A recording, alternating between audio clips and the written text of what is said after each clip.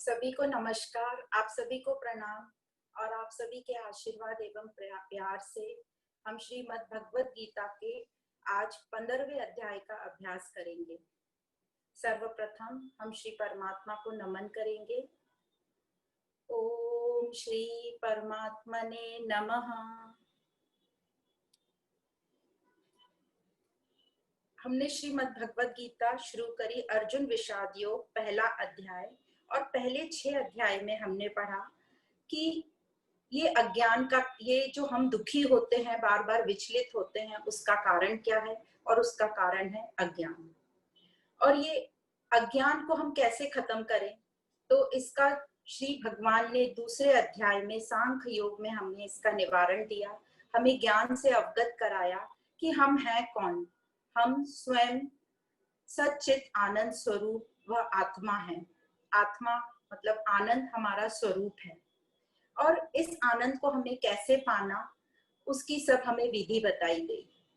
जो हम जानते थे वहां से हमें शुरू किया। जैसे हम शरीर को जानते हैं, हम इस संसार को जानते हैं, तो हमें वहां से बताना शुरू किया कि ये शरीर हमें क्यों मिला है, शरीर का रोल क्या है इस दुनिया में, हमें किस प्रकार से कर्म करना चाहिए। जैसे यज्ञ की विधि बताई कि हर कर्म यज्ञ की भांति करना चाहिए, और जो भी उसका फल है उसे प्रसाद रूप में स्वीकार करना है।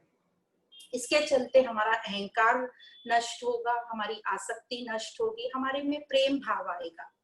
तो इस प्रकार पहले 6 अध्याय में हमें कर्म करने की विधि बताई, संन्यास क्या होता है ये बताया। जो हम सबको एक मन में एक मिथ है कि ये संन्यास मतलब सब छोड़ छाड़ के बैठना है, तो हमें वो क्लैरिफाई किया कि हमें छोड़ना क्या है। जो हमारे में अवगुण है, अज्ञान है, उसे हमें समाप्त करना है। और छठे अध्याय में हमें ध्यान की विधि बताई कि हमें अपने स्वयं से कैसे कनेक्ट होना है। फिर आगे 7वें से 12वें अध्याय में हमें बताया कि ये परमात्मा क्या है, परमात्मा कहाँ रहता है, और कैसे कैसे हमें समझ में आता है कि यहाँ परमात्मा है। तो ज्ञान विज्ञान योग में हमें बताया कि जो हमने ज्ञान पढ़ा है उसे हमें अप्लाई करना है प्रैक्टिकल रूप में, और फिर हमें अनुभव होगा कि परमात्मा है और वो चैतन्य शक्ति मैं खुद हूँ। फिर 8वें अध्याय में हमने अक्षर ब्रह्म योग जो पढ़ा, उसमें शर और अक्षर पढ़ा। शर मतलब परिवर्तनशील, और अक्षर मतलब मैं आत्मा, जो इस परिवर्तनशील शरीर में जो मैं विराजमान हूँ वो आत्मा जो अपरिवर्तनशील है। फिर इसी में हमें अंतमति सो गति बताई। जो हम सबको फिर भी डाउट था कि जो हम अंत में नाम लेंगे बस तो हमारी मुक्ति हो जाएगी, इसलिए हम सब काम अंत के लिए छोड़ देते हैं कि अंत में सिर्फ राम राम या कृष्ण कृष्ण बोलेंगे तो हमारी मुक्ति हो जाएगी। इस सेंटेंस से हमें वाकिफ कराया कि हमें अंत में वही निकलेगा जो हम पूरी लाइफ प्रैक्टिस करेंगे। तो जो भी हमें अंत समय में कंडीशन चाहिए उसकी प्रैक्टिस हमें अभी से करनी है। फिर हमें राज विद्या राज गुही योग बताया। उसमें बताया कि कैसे ये ज्ञान को गुप्त क्यों बोला गया है, और कैसे ये रॉयल ज्ञान है, राज विद्या कैसे है, क्योंकि इसको जान लेने के बाद और कुछ जानने को बाकी नहीं रहता। और इसको गुप्त इसलिए कहा गया है क्योंकि इस आत्मा को बहुत कम लोग जान पाते हैं या वहां तक पहुंच पाते हैं। और फिर बताया कि मैं सब में हूँ और सब मुझ में है, मतलब परमात्मा ही परमात्मा, वासुदेव सर्वम। फिर आगे हमें 10वें अध्याय में विभूति योग बताया, एक को अनेक में बताया, कैसे वो चेतन शक्ति सब में मौजूद है, और बताया श्रद्धा का क्या रोल है, प्रेम का इसमें क्या रोल है। 11वें अध्याय में हमने विश्व रूप दर्शन पढ़ा, जहां हमने देखा कि सभी चीज एक में है, एक ही अंश में हमने सब कुछ देख लिया, तो अनेकता में एकता देखी। और 12वें अध्याय में हमने भक्ति योग पढ़ा, जहां हमने देखा कि साकार हो या निराकार हो, प्रेम तो सब में प्रिडोमिनेंट रहता ही है, तो प्रेम ही जो है वो निराकार का साकार रूप है। और भक्ति मतलब प्रेम, प्रेम मतलब दिव्यता वाला प्रेम, अनकंडीशनल लव। फिर 13वें अध्याय में हमने पढ़ा क्षेत्र क्षेत्रज्ञ योग। क्षेत्र मतलब ये संसार, ये परिवर्तनशील संसार। क्षेत्रज्ञ मतलब उन सबको जानने वाला, तो अभी क्षेत्रज्ञ मैं इन सबको जानने वाली। और इस क्षेत्र और क्षेत्रज्ञ के ऊपर भी जो है, जो सबको संभालता है, उसको ब्रह्म कहा गया। 14वें अध्याय में हमने गुण पढ़े, सत्वगुण रजोगुण और तमोगुण, गुणत्र विभाग योग। और हमने यहाँ देखा कि कैसे सत्वगुण वाला किस चीजों से बंधता है और सत्वगुण उच्चतम कैसे है, सत्वगुण वाला अपने आप को पूर्ण कैसे फील करता है। एग्जाम्पल दिया गया था समंदर का, ओशन का। जब भी हम समंदर को देखते हैं तो उसमें एक पूर्णता की फीलिंग आती है, कंटेंटेड फीलिंग आती है। वैसे ही रजोगुण में हमने देखा कि ये कितना इनमें अहंकार और स्वार्थ भाव रहता है। ये फुर्तीले रहते हैं, हर काम करने को तैयार रहते हैं, पर इसमें स्वार्थ रहता है। और इनको एग्जाम्पल से संबोधित किया था, जैसे नदी, बहती हुई नदी, वैसे बताया। नदी को देख के कभी भी हमें पूर्णता की फीलिंग नहीं आती। नदी कब पूर्ण होगी? जब वो समंदर में मिल जाएगी। तो रजोगुण वाले को एक नदी से, बहती हुई नदी से कंपेयर किया गया। और तमोगुण वाला जो आलस और अज्ञान बताया गया है, उसको एक जमा हुआ पानी, जो एक जगह पानी इकट्ठा हो जाता है, फिर उसमें थोड़ी सड़न हो जाती है, बदबू आती है, मच्छर पैदा हो जाते हैं, बीमारियां हो जाती हैं, उसको तमोगुण से कंपेयर किया, स्टैग्नेंट वाटर जिसको बोलते हैं। इस प्रकार हमने ये तीनों गुण पढ़े और समझा कि इन तीनों गुणों से हमें और आगे जाना है। सत्वगुण से भी सुप्रीम सत्वगुण में, दिव्यता वाले सत्वगुण में जाना है, क्योंकि तीनों गुण में अपने अपने कुछ बंधन के कारण है। सत्वगुण में हमने देखा ज्ञान और सुख का हम संग कर लेते हैं, इसलिए वो भी एक बंधन का कारण है। इसलिए हमें सत्वगुण से भी आगे गुणातीत वाली स्टेज में जाना है। अब ये जो गुणातीत स्टेज बताई है, इसी को ही बताए कि जैसे वासुदेव सर्वम, जब हम गुणातीत स्टेज में आ जाएंगे, तीनों गुणों से ऊपर उठ जाएंगे, तो हमें एकत्व भाव, समत्व भाव आएगा, समदर्शन का भाव आएगा। और वासुदेव सर्वम मतलब कण कण में मुझे वो परमात्मा की शक्ति नजर आएगी। तो इस जो 15वें अध्याय में बताया, जो अभी तक हमें बता रहे आ रहे थे, क्षेत्रज्ञ, क्षेत्र, क्षर, अक्षर, तो परिवर्तनशील संसार बताया और उसको चेतनता से कंपेयर किया, मेरा जो आत्म रूप है उससे। अब ये बताया यहाँ चाह रहा है कि इन दोनों से भी एक ऊपर है, उच्चतम या उत्तम पुरुष, जिसको पुरुषोत्तम कहा गया है। और इस 15वें अध्याय में उस पुरुषोत्तम पुरुष का वर्णन किया गया है। अब कैसे वर्णन किया है ये हम आज अभ्यास करेंगे। तो सबसे पहले बोलते हैं कि ये 15वें अध्याय का बहुत इंपॉर्टेंस बताया जाता है। तो ज्ञान की जो पराकाष्ठा है उसको तो वेद कहते हैं, और सभी वेदों का सार उपनिषद में दिया गया है, और सभी उपनिषदों का सार यह तत्व भगवत गीता में दिया गया है, और पूरी गीता का सार इस 15वें अध्याय पुरुषोत्तम योग में दिया है। तो अभी तक जो हम क्षर, अक्षर, क्षेत्र, क्षेत्रज्ञ, प्रकृति, पुरुष और ये सब परिवर्तनशील और अपरिवर्तनशील पढ़ रहे थे, अब इनके ऊपर जो ब्रह्म है, पुरुषोत्तम है, जो असीमित है, इनफाइनाइट है, सर्वत्र है, सर्वव्यापी है, उसको हम समझेंगे। यह जो ब्रह्म जिसको बोल रहे हैं पुरुषोत्तम, ये हमारा सबका मूल है, उसको ही यहाँ पर पुरुषोत्तम नाम से कहा गया है। ये जो ब्रह्म है, मूल है, ये एकदम संपूर्ण है, नित्य है, अपरिवर्तनशील है, और पूरा जो जगत है, परिवर्तनशील जगत, ये इस ब्रह्म के ऊपर अध्यास्त है।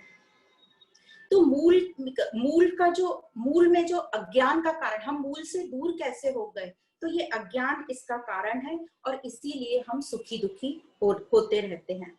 यह मूल हमें दिखाई नहीं देता। तो इस अध्याय में यह जो मूल है, जो हमें दिखाई नहीं देता, जो अज्ञात है, उसका बोध कराया जा रहा है। और कैसे कराया जा रहा है? जो चीज हमें पता है, जो चीज हमें ज्ञात है, उसका सहारा लेके हमें अज्ञात तक ले जाया जा रहा है। तो श्री भगवान हमको युक्ति के साथ, लॉजिकली, इस तथ्य के आधार पर हमारे मन को इस ज्ञात जगत से, जो हमें दिखाई देता है, समझ में आता है, ज्ञात जगत से ऊपर उठाकर अज्ञात या ज्ञेय, जो जानने योग्य है, जो अननोन है, जो हमें पता नहीं है, जो हमारा मूल है, उसमें हमें स्थिर कराने का प्रयत्न कर रहा है। तो जो पहला श्लोक है वो एक कठोर उपनिषद के में एक वृक्ष का वर्णन है, अश्वत्थ वृक्ष, उसकी याद दिलाता है।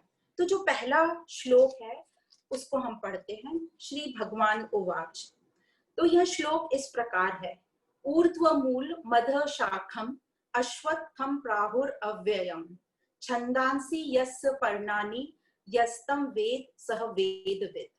और दूसरा श्लोक इस प्रकार है। अद्धो उद्धर्वम प्रसृत तस्य शाखा गुण प्रवृत्ता विषय प्रवाला अध्यस्य मूलान्यनुसंतान्तनि कर्मानुबंधनी मनुष्य लोके। अब ये दो श्लोक जो हैं, ये हमें अब डिस्क्राइब करेंगे कि ये जो अश्वत्थ वृक्ष है, अश्वत्थ वृक्ष मतलब पीपल का वृक्ष, अब इसका नाम अश्वत्थ क्यों है ये हम समझेंगे, और इसको एक वृक्ष से हमें क्यों कंपेयर किया गया है ये बताएंगे। तो ये जो वृक्ष बता रहे हैं, ऊर्ध्वमूल मतलब जिसकी शाखाएं ऊपर हैं, जिसका मूल ऊपर है। तो मूल ऊपर, शाख नीचे, पत्र जिसके वेद हैं, वे वेद विद जो जानते अश्वत्थ अव्यय भेद को। मतलब जो इस मूल को जानता है वो परमात्मा को प्राप्त हो गया, वो स्वतः को जान गया। तो यहाँ श्री भगवान ये अश्वत्थ पीपल का पेड़ बता रहे हैं। अश्वत्थ मतलब पीपल का वृक्ष, पीपल के वृक्ष की बात कर रहे हैं जिसकी मूल ऊपर है और शाखाएं नीचे हैं।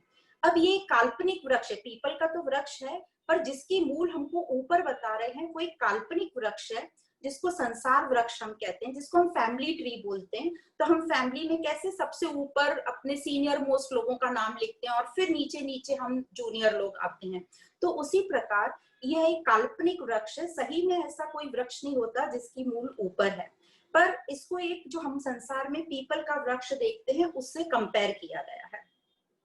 अश्वत्थ का मतलब, अश्वत्थ मतलब जो कल वैसा नहीं रहेगा, मतलब जो नित्य परिवर्तनशील है, और संसार हमारा नित्य परिवर्तनशील है, इसलिए इसको इस वृक्ष से कंपेयर किया गया है। यहाँ जो पूरे जगत को एक वृक्ष का जो रूप बताया है, उसकी जो जड़ें ऊपर हैं, जैसे अभी हमने बताया कि फैमिली ट्री में सबसे ऊपर हम अपने पूर्वजों को रखते हैं, उसी प्रकार जो जगत है उसकी मूल ऊपर क्यों बताई है, क्योंकि जो परमात्मा है, जो हम सबका सुप्रीम है, जो दिव्य है, परम है, तो उसको सबसे ऊपर रखा है और उसको मूल बोला है, हमारी जड़ें, हमारी रूट्स। यह सिर्फ एक समझने के लिए हमें ये एक वृक्ष की कल्पना कराई गई है।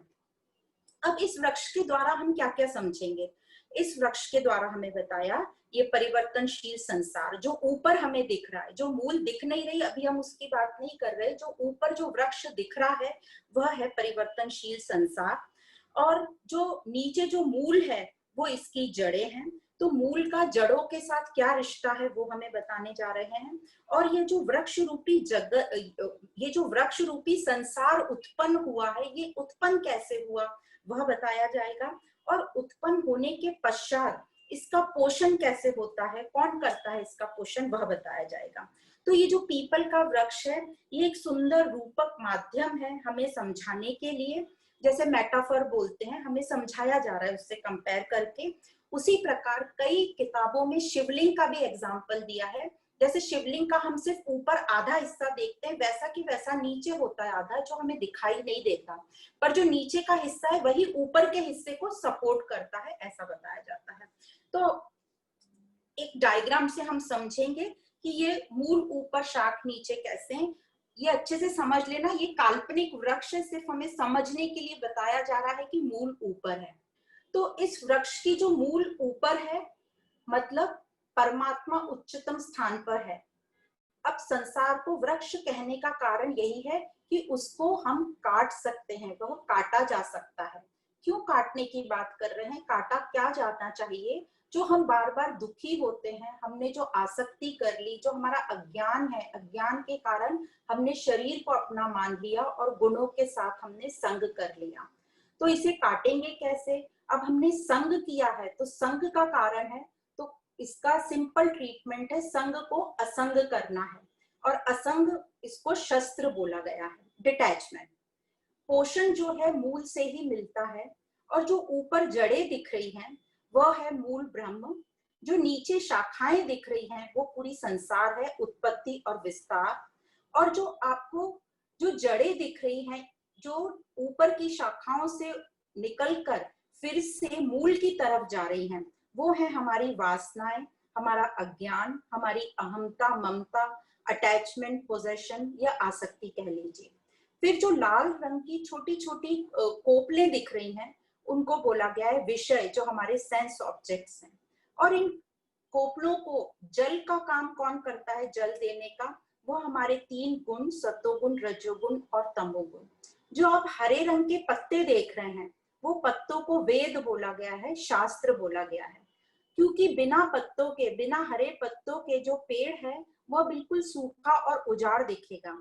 इसलिए शास्त्रों का जो इम्पोर्टेंस बताया है हमें संसार में, यदि हम शास्त्रों का साथ नहीं लेंगे तो हमारा भी जो वृक्ष है, जो हमारा संसार है, जो हमारा जीवन है, वो एकदम नीरस हो जाएगा एक सूखे पेड़ की तरह। तो इस तरह ये पिक्चर में बताया गया है कि जड़ ऊपर है और नीचे ये जो पूरा हमारा संसार हमें दिख रहा है। अब इसी को हम यदि सीधा करके देखें तो यदि हमने सिर्फ, तो ये आप देखेंगे कि ये जो नीचे है जड़, उसको हम पुरुषोत्तम बोल रहे हैं, और ये पीपल का वृक्ष कुछ इस प्रकार दिखता है। जो ऊपर से जटाएं आपको दिख रही हैं, जो नीचे मूल के साथ जाके मिल रही हैं, इसका मतलब ये जटाएं भी, ये जो हमारी वासनाएं हैं जटाएं रूपी, यह भी हमें दिखती नहीं, ये भी कुछ टाइम बाद अव्यक्त हो जाती हैं। और अभी भी हमारे अंदर बहुत सारी ऐसी वासनाएं जो व्यक्त नहीं है, अव्यक्त है, मैक्सिमम सब अव्यक्त वासना है। तो इतना कंफ्यूजन हो जाता है कि मेन मूल रूट कहाँ पर है, क्योंकि वो वासनाओं ने पूरे वो वृक्ष को, हमारे संसार को कवर करके रख लिया है। तो इस प्रकार यह पीपल का वृक्ष, अश्वत्थ वृक्ष जिसको कहा गया है, बताया गया है। अब इस जो वृक्ष की मूल ऊपर बता दी, जैसे परमात्मा है, पोषण मूल से मिलता है। अब हमने पूरा ये वृक्ष समझ लिया है। अब हम इन्हें सीधा वृक्ष करके भी देख लिया है कि कैसे ये वासनाएं की जड़ें जो हैं, जिनको एडवेंटिशियस रूट्स भी बोलते हैं या जटाएं भी बोलते हैं, वो कैसे निकल के नीचे जमीन में धंस गई हैं। यह जो वृक्ष है, ये परम अज्ञान के कारण हमने ये संसार बसा लिया है, और ये संसार हमारे मन में है कि, और ये क्यों हुआ अज्ञान के कारण? अज्ञान क्या है? गलत धारणा है कि मैं शरीर हूँ और बस शरीर को ही हमने अपना मान लिया, इसलिए हम दिव्यता, जो मूल है हमारा स्वयं का रूप, उससे हम दूर हो गए। तो इस अज्ञान को हम नष्ट कर सकते हैं आत्मज्ञान से। अब रियल का जो पीपल का वृक्ष है, यदि आप सभी ने कहीं ना कहीं देखा होगा, यह वृक्ष बड़ा ही विशाल होता है। जैसे अभी आप यहाँ देख रहे हैं, ड्राइंग में हम इतना अच्छा नहीं बना सकते, ये जो वृक्ष आपको दिख रहा है, तो आप देख रहे हैं ये ऊपर से जो जटाएं हैं, ये कितनी अंदर, कितनी सारी जटाएं निकल गई हैं कि हमें जो मेन मूल है वो दिखाई नहीं दे रहा। तो हमें अब इन वासनाओं को काटना है। हमें जो जीवन मिला है वो इसलिए मिला है कि इन वासनाओं को धीरे धीरे हमें कट करना है। और कैसे कट करना है? असंगता के कारण, असंगता से, असंगता मतलब डिटैचमेंट से, और वो डिटैचमेंट कैसे होगा? विवेक और वैराग्य से।